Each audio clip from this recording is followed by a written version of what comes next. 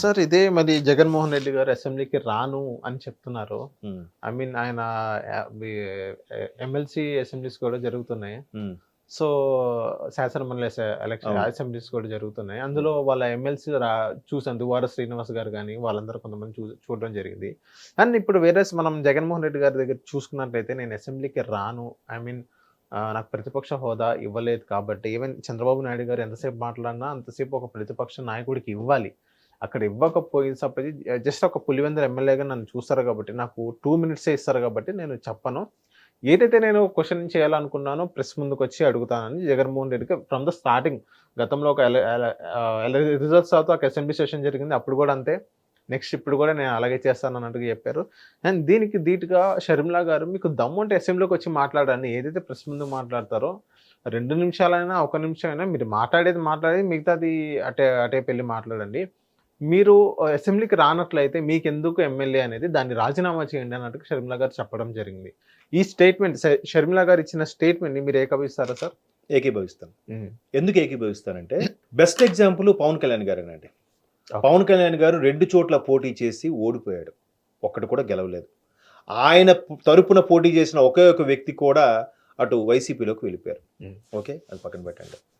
So, మరి ఈయన బయట నుంచి లోపలికి వెళ్ళే అవకాశం లేక, ప్రశ్నించలేక కాబట్టి వెళ్ళలేకపోయారు. కొంచెం ముందుకు వెళ్తే 2009లో పీఆర్పీ ప్రజారాజ్యం పార్టీ పెట్టారు. పెట్టినప్పుడు ఆయన కూడా 18 సీట్లకే పరిమితమయ్యాడు ఆయన. రెండోసారి టఫ్‌గా వచ్చింది గవర్నమెంటు. రాజశేఖర రెడ్డి గారి గవర్నమెంటు. ఫార్మ్ చేశారు. ప్రధాన ప్రతిపక్షం టీడీపీ.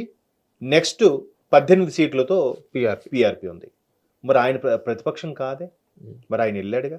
మెగాస్టార్‌గా ఎన్నో మన్ననలు పొంది, ఎన్నో అవార్డులు, రివార్డులు ప్రజల మనసులో గెలుచుకున్న వ్యక్తి రాజకీయాల్లోకి వచ్చేసరికి ఒక్కసారిగా కోడిగుడ్లతో దాడి చేయడం, టమాటాలతో దాడి చేయడం అన్నీ చూసాం మనం. మరి అవన్నీ ఇప్పటికీ మీరు యూట్యూబ్‌లో ఉన్నాయి వీడియోస్.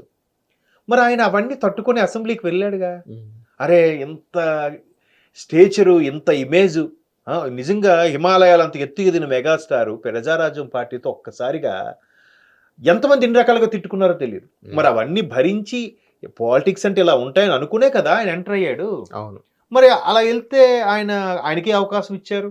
ఆయనకు ఎక్కువ అవకాశం ఇవ్వకపోయినా మధ్య మధ్యలో అవకాశం ఇచ్చారు, మాట్లాడారు, వచ్చాడు. మరి కనీసం లాస్ట్ బెంచీలో కూర్చోబెడతారో, ఇంకెక్కడ కూర్చోబెడతారో సభా మర్యాద ప్రకారం ఒక సీట్ అయితే ఇస్తారు. ఇచ్చిన తర్వాత పోనీ ఇవ్వలేదు, ఫైట్ చేసి తీసుకోండి, వెళ్ళండి ముందు. ఇప్పుడు ఒక స్టేజ్ మీద కానీ, ఒక గేమ్ షోలో కానీ వందల మంది పార్టిసిపేట్ చేస్తారండి. అందరికీ ఫస్ట్ ప్రైజ్ వచ్చేస్తుందా? పార్టిసిపేషన్ అనేది ముఖ్యం.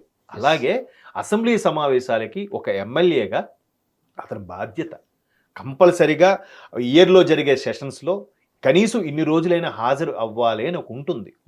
ఎక్కడ హాజరవుతారు? పంతాలు ఎందుకు, పట్టింపులు ఎందుకు? నిజంగా ఓడిపోయిన విషయం ముందు ఆయన డైజెస్ట్ చేసుకోలేకపోతున్నారు ఆయన.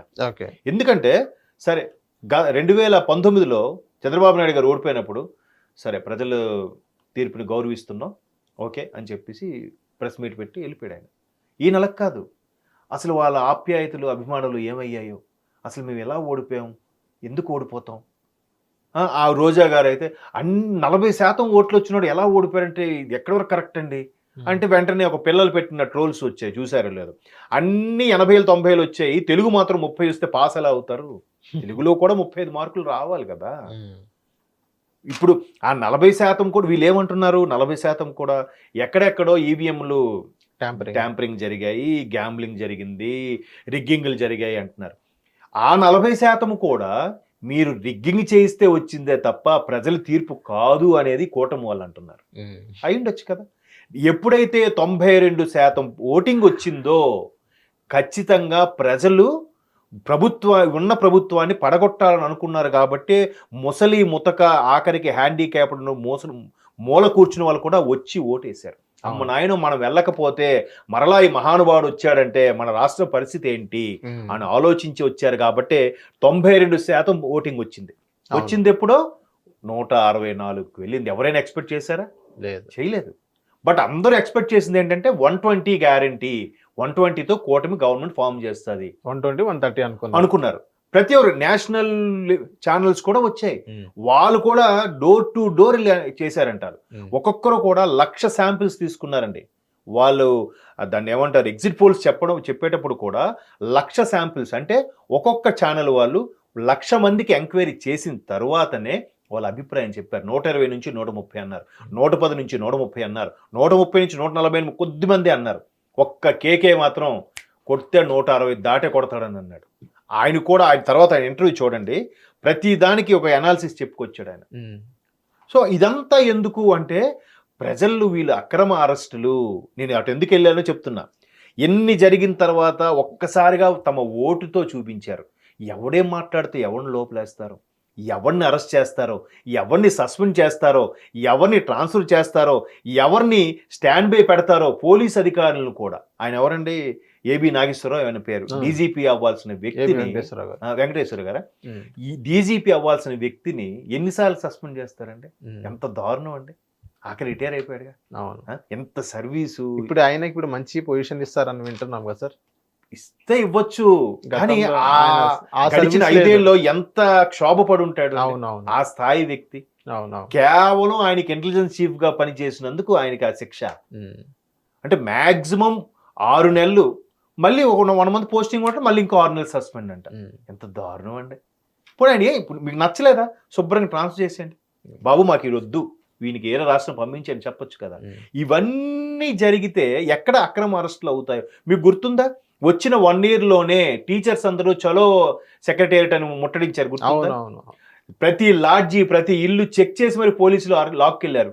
అయినప్పటికీ వాళ్ళు సీక్రెట్ గా ట్రైన్స్ లోను, ట్రాక్టర్లోను, షేర్ ఆటోలో వచ్చి సుమారుగా విజయవాడ BRTS రోడ్ లో, ఎస్, మర్చిపోయారు అవన్నీ. అవన్నీ అక్రమ అరెస్టులు కావా?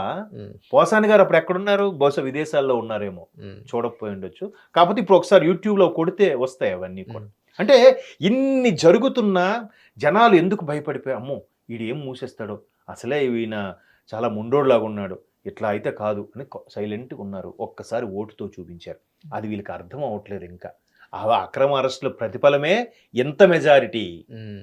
హిట్ టీవీ యాప్ ని డౌన్లోడ్ చేసుకోండి. ఇందులో short news, live news, entertainment movies అన్ని అవైలబుల్ గా ఉన్నాయి. Please download hit TV app. Hit TV app ని ఫ్రీగా డౌన్లోడ్ చేసుకోండి.